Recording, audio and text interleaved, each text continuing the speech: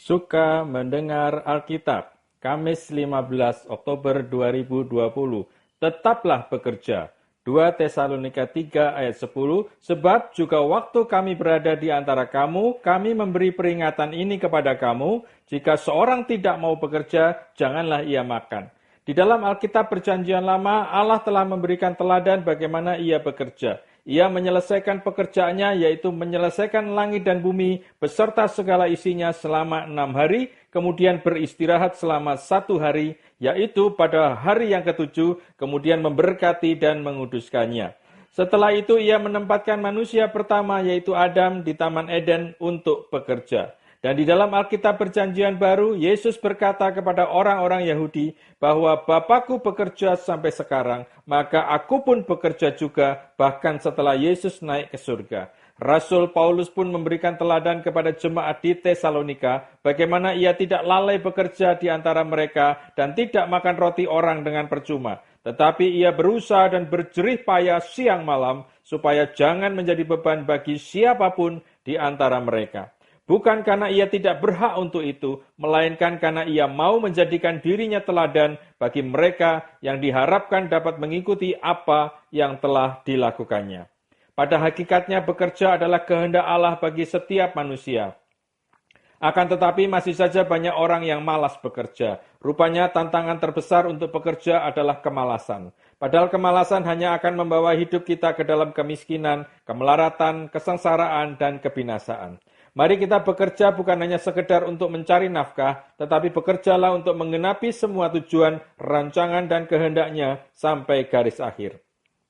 Sama seperti Roh Kudus yang terus bekerja dalam kehidupan manusia, demikianlah hendaknya semua orang percaya terus bekerja mendatangkan kerajaannya di dunia. Tuhan Yesus memberkati. Mazmur 89 ayat 20-38.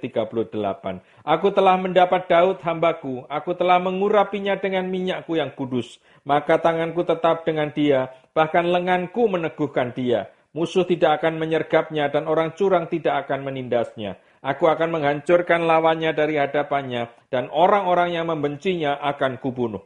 Kesetiaanku dan kasihku menyertai dia, dan oleh karena namaku tanduknya akan meninggi. Aku akan membuat tangannya menguasai laut, dan tangan kanannya menguasai sungai-sungai. Dia pun akan berseru kepadaku, Bapakku engkau, Allahku dan gunung batu keselamatanku. Aku pun juga akan mengangkat dia menjadi anak sulung, menjadi yang maha tinggi di antara raja-raja bumi. Aku akan memelihara kasih setiaku bagi dia untuk selama-lamanya, dan perjanjianku teguh bagi dia.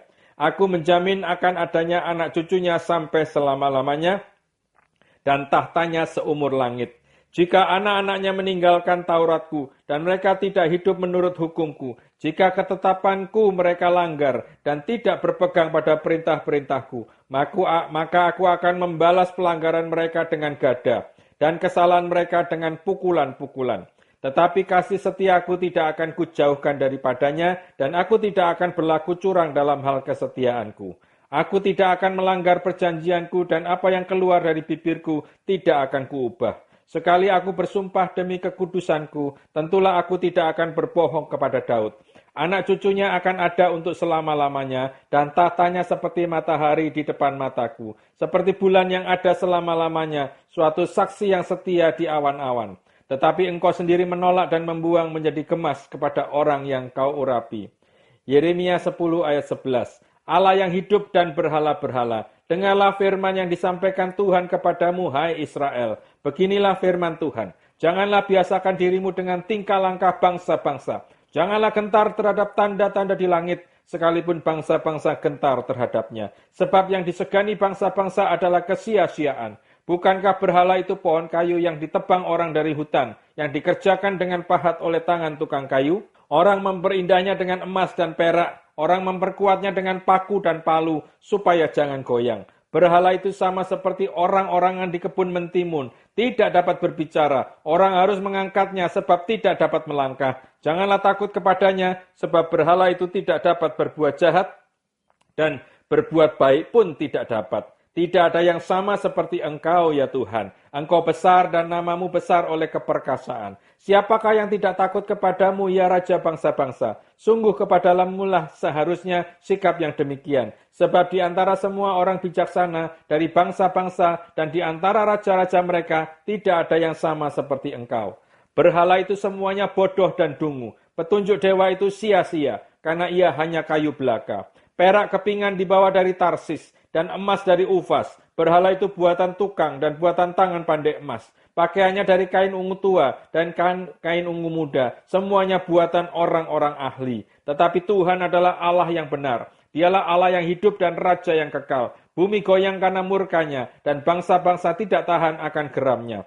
Beginilah harus kau katakan kepada mereka, para Allah yang tidak menjadikan langit dan bumi akan lenyap dari bumi dan dari kolong langit ini. Tuhanlah yang menjadikan bumi dengan kekuatannya, yang menegakkan dunia dengan kebijaksanaannya, dan yang membentangkan langit dengan akal budinya.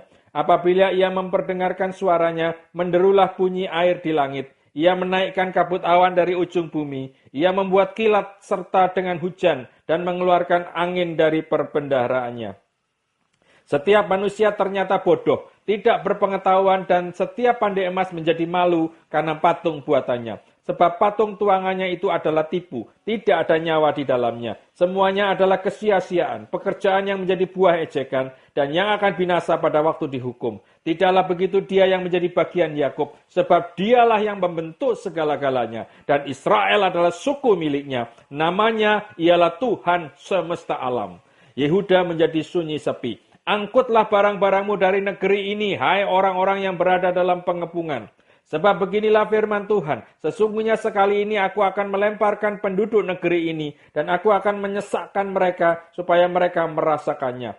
Celakalah aku karena penyakitku, lukaku tidak tersembuhkan. Aku berpikir, inilah suatu kepedihan yang harus kutanggung. Kemahku sudah rusak, dan semua talinya sudah putus. Anak-anakku telah pergi daripadaku. Tidak ada lagi yang mendirikan kemahku, dan yang membentangkan tendaku. Sungguh, gembala-gembala sudah menjadi bodoh. Mereka tidak menanyakan petunjuk Tuhan. Sebab itu mereka tidak berbahagia dan seluruh binatang gembalaan mereka cerai-berai. Terdengarlah suatu berita bunyinya.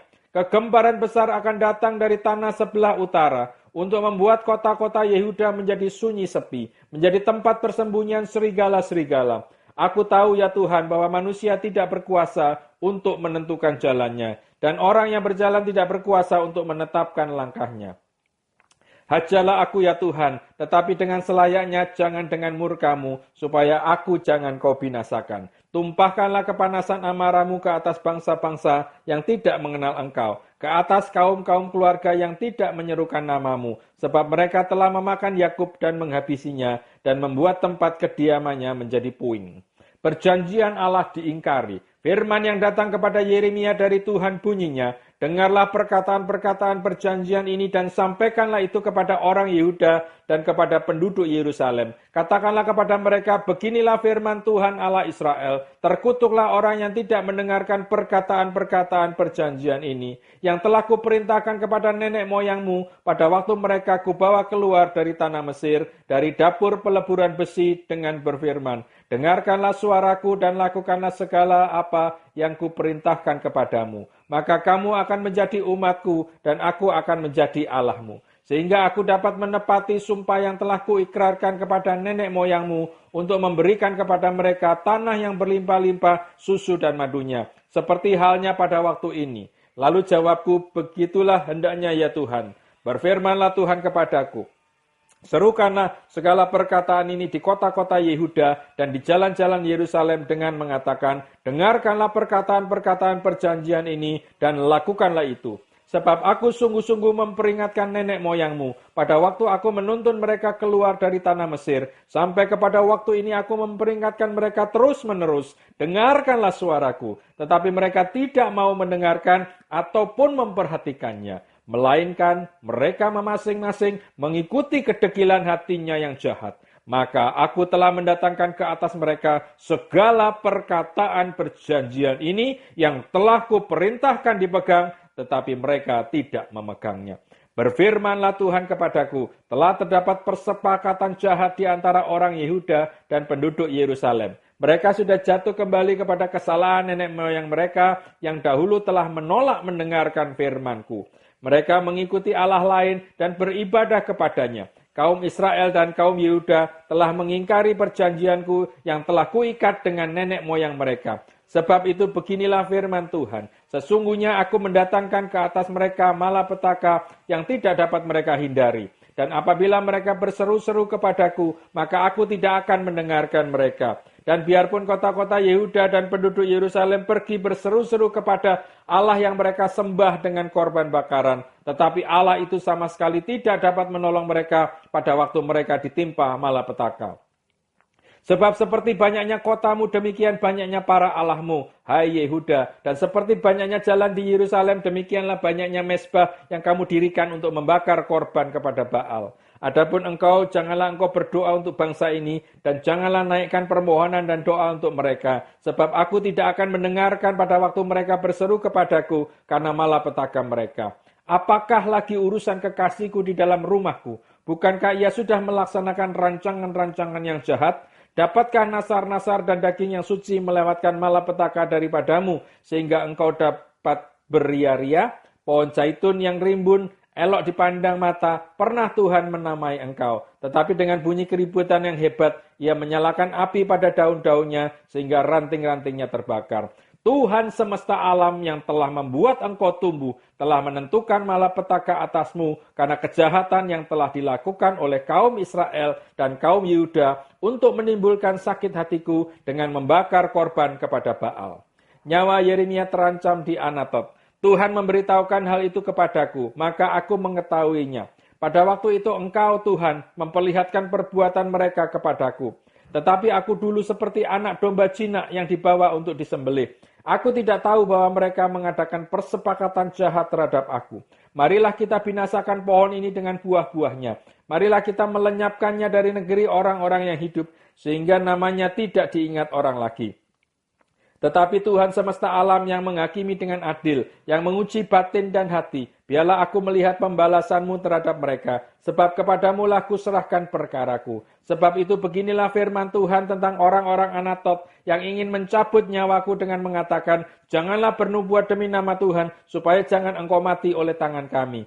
Sebab itu beginilah firman Tuhan semesta alam, sesungguhnya aku akan menghukum mereka, pemuda-pemuda mereka akan mati oleh pedang. Anak-anak mereka yang laki-laki dan perempuan akan habis mati kelaparan. Tidak ada yang tinggal hidup di antara mereka, sebab aku akan mendatangkan malapetaka kepada orang-orang Anatot pada tahun hukuman mereka. 2 Tesalonika pasal 3, berdoa dan bekerja. Selanjutnya saudara-saudara, berdoalah untuk kami, supaya firman Tuhan beroleh kemajuan dan dimuliakan, sama seperti yang telah terjadi di antara kamu. Dan supaya kami terlepas dari para pengacau dan orang-orang jahat. Sebab bukan semua orang beroleh iman. Tetapi Tuhan adalah setia. Ia akan menguatkan hatimu dan memelihara kamu terhadap yang jahat. Dan kami percaya dalam Tuhan bahwa apa yang kami pesankan kepadamu, kamu lakukan dan akan kamu lakukan. Kiranya Tuhan tetap menunjukkan hatimu kepada kasih Allah dan kepada ketabahan Kristus. Tetapi kami berpesan kepadamu, saudara-saudara, dalam nama Tuhan Yesus Kristus, supaya kamu menjauhkan diri dari setiap saudara yang tidak melakukan pekerjaannya dan yang tidak menurut ajaran yang telah kamu terima dari kami. Sebab kamu sendiri tahu bagaimana kamu harus mengikuti teladan kami. Karena kami tidak lalai bekerja di antara kamu dan tidak makan roti orang dengan percuma. Tetapi kami berusaha dan berjeripaya siang malam, supaya jangan menjadi beban bagi siapapun di antara kamu. Bukan karena kami tidak berhak untuk itu, melainkan karena kami mau menjadikan diri kami teladan bagi kamu, supaya kamu ikuti. Sebab juga waktu kami berada di antara kamu, kami memberi peringatan ini kepada kamu. Jika seorang tidak mau bekerja, janganlah ia makan. Kami katakan ini karena kami dengar bahwa ada orang yang tidak tertib hidupnya dan tidak bekerja, melainkan sibuk dengan hal-hal yang tidak berguna. Orang-orang yang demikian kami peringati dan nasihat dalam Tuhan Yesus Kristus, supaya mereka tetap tenang melakukan pekerjaannya dan dengan demikian makan makanannya sendiri. Dan kamu saudara-saudara janganlah jemu-jemu berbuat apa yang baik. Jika ada orang yang tidak mau mendengarkan apa yang kami katakan dalam surat ini, tandailah dia dan jangan bergaul dengan dia, supaya ia menjadi malu. Tetapi janganlah anggap dia sebagai musuh, tetapi tegurlah dia sebagai seorang saudara. Salam Dan Ia Tuhan damai sejahtera kiranya mengaruniakan damai sejahteranya terus-menerus dalam segala hal kepada kamu. Tuhan menyertai kamu sekalian. Salam daripadamu, Paulus. Salam ini kutulis dengan tanganku sendiri. Inilah tanda dalam setiap surat. Beginilah tulisanku. Kasih setia Yesus Kristus, Tuhan kita menyertai kamu sekalian. Amsal 6 ayat 1-11. Berbagai-bagai nasihat. Hai anakku, jikalau engkau menjadi penanggung sesamamu dan membuat persetujuan dengan orang lain, jikalau engkau terjerat dalam perkataan mulutmu, tertangkap dalam perkataan mulutmu, buatlah begini hai anakku dan lepaskanlah dirimu karena engkau telah jatuh ke dalam genggaman sesamamu. Pergilah, berlututlah, dan desaklah sesamamu itu. Janganlah membiarkan matamu tidur dan kelopak matamu mengantuk. Lepaskanlah dirimu seperti kijang daripada tangkapan, seperti burung daripada tangan pemikat. Hai pemalas, pergilah kepada semut. Perhatikanlah lakunya dan jadilah bijak. Biarpun tidak ada pemimpinnya, pengaturnya, atau penguasanya, ia menyediakan rotinya di musim panas dan mengumpulkan makanannya pada waktu panen. Hai pemalas, berapa lama lagi engkau berbaring? Bilakah engkau akan bangun dari tidurmu? Tidur sebentar lagi, mengantuk sebentar lagi, melipat tangan sebentar lagi untuk tinggal berbaring. Maka datanglah kemiskinan kepadamu seperti seorang penyerbu dan kekurangan seperti orang yang bersenjata. Tuhan Yesus memberkati.